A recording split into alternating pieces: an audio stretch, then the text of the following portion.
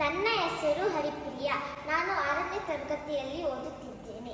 ಟೋಪಿ ಮಾರವ್ನು ಇರ್ತಾನೆ. ಅವನು ಕಾಡಲ್ಲಿ ಹೋಗ್ತಿರ್ಬೇಕಾದ್ರೆ ಅವನು ತುಂಬಾ ಸುಸ್ತಾಗುತ್ತೆ. ಮರದ ಹತ್ರ 3-4 ಕೋತಿ ಇರುತ್ತೆ. ಮರದ ಹತ್ರ ವಿಶ್ರಾಮ ತಗೊಂತಿರ್ತಾನೆ. ಆ ಬುಟ್ಟಿನ ಕೆಳಗಿಟ್ಬಿಟ್ಟು ವಿಶ್ರಾಂತಿ ತಗೊಂತಿರುವಾಗ ಕೋತಿಗಳು ಬಂದು ಆ ಟೋಪಿಗಳು ಎತ್ಕೊಂಡು ಆಟ ಆಡ್ತಿರುತ್ತೆ. ಮರದ ಮೇಲೆ ಹೋಗಿ ಮೆಲ್ಲಗೆದ್ದಾಗ ಆ ಬುಟ್ಟಿನ ನೋಡ್ತಾನೆ. ಆ ಬುಟ್ಟಿಲಿ ಏನೂ ಇರಲ್ಲ. ಹುಡುಕ್ತಿರ್ತಾನೆ ಸುತ್ತ ಮುತ್ತ ಎಲ್ಲ. ಆಗ ನೋಡ್ತಾನೆ ಮೇಲ್ಗಡೆ ಕೋತಿಗಳು ಟೋಪಿಗಳನ್ನ ಎತ್ಕೊಂಡಿದೆ ಅಂತ.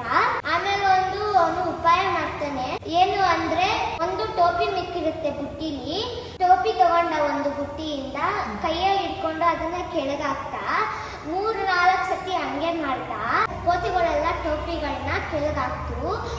The moral of the story is, ನಾವು ಜಾಸ್ತಿ ಟ್ರೈ ಮಾಡುತ್ತೆ ನಮಗೆ ಎಲ್ಲ ಸಿಗುತ್ತೆ.